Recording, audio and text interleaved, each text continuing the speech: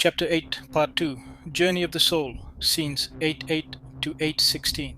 Introduction, Preparing for the Great Passage. Scene: Kurukshetra's field is still heavy with silence. Arjuna has just learned from Krishna that the final thought at death determines one's destiny, and that a lifetime of remembrance ensures liberation. Now, Krishna unfolds the mystery further. What happens after the last breath? How does devotion carry the soul beyond fear, beyond death itself? For a warrior about to face battle, this is no abstraction, it is the ultimate preparation. Then, in the ancient world, the passage at death was treated with great reverence. Rituals, chants, and meditations were designed to guide the departing soul. The Upanishads whispered secrets about the path of light and the path of return. Kings sought immortality through glory, while sages sought it through renunciation. Yet Krishna now gives a teaching both universal and intimate. It is devotion, steady remembrance of Him that directs the soul's journey. He describes how the yogi, with unwavering focus, leaves the body not in fear but in freedom, guided toward the eternal. For Arjuna, this transforms battle itself. Death is not only an end but a passage, and how one lives determines how one crosses. Now, this vision remains urgently relevant. In our modern world, death is often hidden or denied, treated as failure rather than as part of life. But Krishna reframes it as the great passage, shaped by the consciousness we carry. Conscious living prepares for conscious dying. The state of mind at death reflects the state of mind in life. A restless, distracted life breeds restless dying. A mindful, devoted life prepares for peaceful transition. Krishna's wisdom is not morbid, it is empowering. By living with higher purpose, we shape destiny itself. Every act of remembrance, every moment of mindfulness, every offering of love to the divine becomes preparation for the final passage.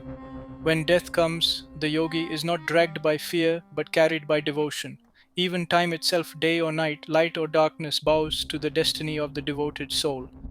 For Arjuna, this is both challenge and comfort. Challenge because he must learn to live consciously even amidst war. Comfort because even if death comes, devotion will guide him home. For us, the message is the same. Live now with remembrance so that the final passage becomes liberation, not fear. Focus. The essence of this section is this: conscious living prepares for conscious dying.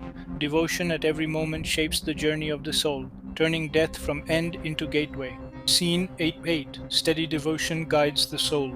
Scene: Krishna says, "Whoever, with mind fixed on me, constantly engaged in devotion, remembers me without wavering, he comes to me, O Arjuna." Then Krishna begins with assurance. The soul that fixes its mind on Him, steady and unwavering, will surely reach Him. Devotion is not occasional or mechanical, but constant and wholehearted. For Arjuna, this is liberation in the midst of war. Even if death strikes, if his heart is anchored in Krishna, he will not perish into uncertainty, but rise into the eternal. The battlefield ceases to be a place of despair and becomes an arena of surrender. Now, this verse speaks directly to our restless age. Minds scattered by distractions rarely hold focus, yet Krishna points to steadiness as the key. It is not grand rituals or elaborate philosophies, but simple, unwavering remembrance that guides the soul. A busy parent, a struggling student, a worker in the chaos of life, all can practice devotion by fixing the mind on the divine again and again. The power lies not in perfection, but persistence. Even amidst failures, if the heart returns steadily, the path is secure. Focus. Steady remembrance of Krishna is the soul's compass. Devotion, unwavering and constant, ensures that death is not loss, but union with Him. Scene 8.9. Meditating on the eternal person. Scene: Krishna teaches, "Fix your mind on the Supreme Person, ancient, omniscient, ruler of all, smaller than the smallest, sustainer of all, inconceivable in form, effulgent like the sun, beyond darkness." Then Krishna describes the object of meditation, the Supreme Person, eternal and beyond decay. He is both infinitely great and smaller than the smallest atom. He sustains all creation, rules over it, and yet remains beyond comprehension. His form is effulgent, radiant like the sun, dispersing the darkness of ignorance. For Arjuna, this is a vision that blends majesty with intimacy. The friend in his chariot is also the cosmic person who holds the universe in his being. Meditating on this truth transforms fear into awe and awe into surrender. Now, this verse remains a guide for meditation today. We often struggle to fix the mind because we imagine the divine as abstract or distant. Krishna provides focus. Meditate on the eternal person, the light that never fades, the presence beyond darkness. This meditation dissolves anxiety.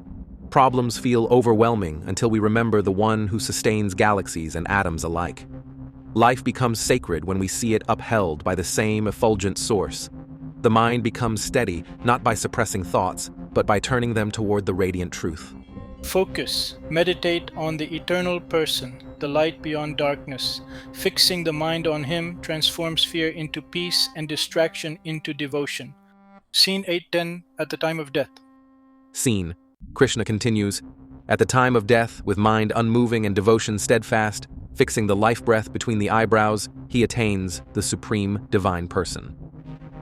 Then, Krishna describes the yogi's final passage. With mind steady, breath controlled, and devotion unwavering, the soul departs not in confusion but in clarity. The focus between the eyebrows, the seat of consciousness, channels awareness upward toward liberation.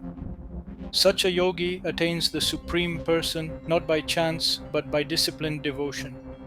For Arjuna, this gives practical guidance. Death is not to be faced with panic but with preparation, where devotion directs breath and mind toward Krishna. Now, this teaching is profound for us. Death often comes suddenly, but Krishna teaches that training prepares the mind to remain steady. Daily practice of meditation, mindfulness, and remembrance becomes the rehearsal. At the final hour, the body may weaken, but the mind, habituated to devotion, can rest on the divine. Even if one cannot control every breath, a heart that has loved God naturally turns upward. This reframes death from terror into transition. Focus, train the mind in life, and at death it will rest on Krishna. Devotion, steadiness, and awareness guide the soul to the Supreme. Scene 8:11. The Path of the Sages. Scene. Krishna says, that which the knowers of the Vedas describe as the imperishable, which the ascetics enter by discipline, and desiring which they practice celibacy, that state I will briefly explain to you. Then, Krishna now points to the ultimate goal sought by sages. The Vedas describe it as imperishable, beyond birth and death. Ascetics pursue it through self-discipline, detachment, and renunciation. Even practices like celibacy are directed toward this state. Krishna promises to explain this path briefly but clearly. For Arjuna, this is reassurance. He need not wander through endless rituals or philosophies. The essence of the sage's pursuit will be revealed directly by Krishna himself. Now, this remains a gift for us. Spiritual seekers often feel overwhelmed by traditions, rituals, and philosophies. Krishna simplifies the path. The essence is not in mechanical austerities or endless debates, but in seeking the imperishable with devotion. Practices are not ends in themselves, but means to steady the mind and orient it toward the eternal. Modern seekers can take heart. You need not renounce the world completely. What matters is clarity of goal and sincerity of devotion. Focus. The sage's goal is the imperishable. Discipline and austerity are means, but devotion is the essence. Seek the eternal with sincerity, and the path becomes clear. Scene 8:12, the yogi's final discipline. Scene. Krishna describes controlling all the gates of the body, confining the mind in the heart, fixing the life breath in the head, absorbed in steadfast yoga, he reaches the supreme. Then Krishna paints the picture of the yogi at death. The gates of the body, the senses, are drawn inward. The mind rests in the heart, anchored in devotion, not scattered outward. The life breath is directed upward to the crown of the head, channeling awareness beyond the body. In this state of complete absorption, the yogi departs not in fear, but in freedom, attaining the supreme. For Arjuna, this is both practical and mystical. The yogi's death is not collapse, but conscious passage prepared through discipline and devotion. Now, this teaching resonates for us today. Most people die unconsciously, minds scattered, senses restless. Krishna offers another possibility, a conscious death, where the senses are stilled and the heart is steady. We may not all master yogic breath control, but we can train in awareness. By living daily with mindfulness, we prepare for the final inward turn. The point is not technique alone, but inner absorption in the divine. Whether lying in a hospital bed or facing sudden loss, What matters is where the mind rests in fear or in God. Focus. Death can be conscious passage, not collapse. Train daily to quiet the senses and steady the heart, so the final breath flows toward the Supreme. Scene 813, the sacred syllable Om. Scene. Krishna continues, uttering the sacred syllable Om, remembering me and departing from the body, he attains the supreme goal. Then, Krishna gives the simplest yet most profound key, the sound Om. This primal vibration, echo of creation, is the bridge between human and divine. When uttered with remembrance of Krishna, it guides the soul at death toward the supreme goal. For Arjuna, this condenses vast teachings into one practice. He may not have time for long rituals on the battlefield, but a heart that remembers Krishna and utters Om carries him home. Now, this truth offers hope to all of us. Spiritual life can feel complex, many scriptures, rituals, philosophies. Krishna simplifies. Remember me. Chant Om. The syllable is not just sound, but vibration that links consciousness with the eternal.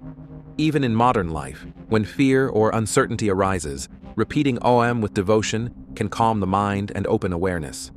At death, when distractions fall away, this remembrance becomes the soul's bridge to freedom.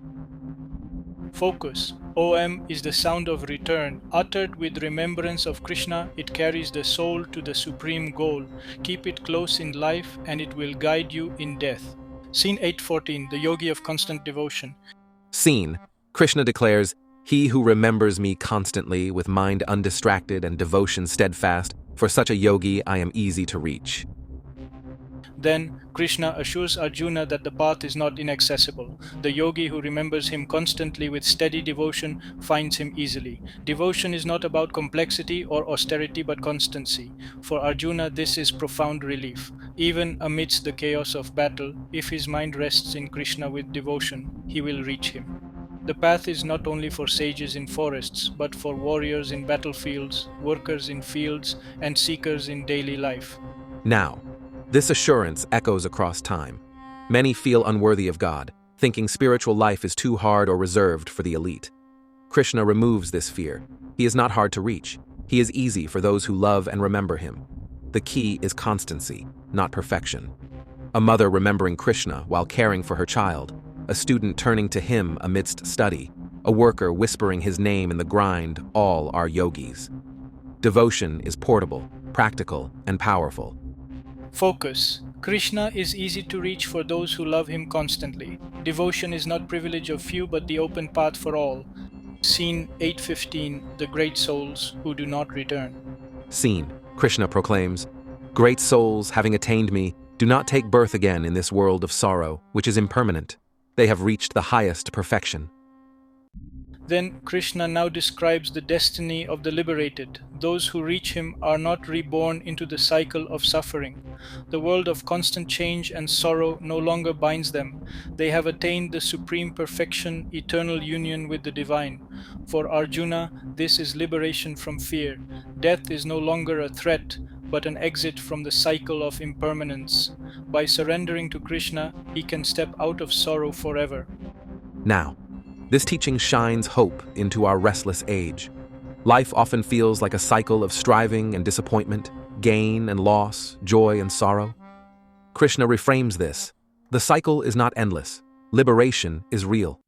Great souls who live in devotion break the chain and rest in eternal freedom. This assurance reshapes priorities. Why cling to temporary victories when eternal perfection awaits? It also dissolves despair. No suffering is final. Every sincere act of devotion moves the soul toward freedom. Focus. Liberation is real. The great souls who reach Krishna are free from rebirth and sorrow, resting in eternal perfection. Scene 816, beyond even the highest worlds. Scene. Krishna concludes, even up to the world of Brahma, all realms involve return, O Arjuna. But for the one who attains me, O son of Kunti, there is no rebirth.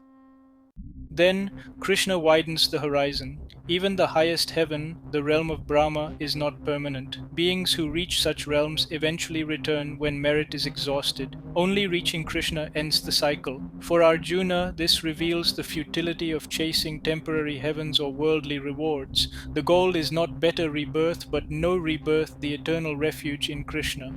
Now, this lesson remains piercing. Many of us chase temporary heavens, wealth, fame, achievements, or even religious merit. Krishna warns, all of these are temporary. Even spiritual rewards without devotion are impermanent. The only true refuge is union with Him.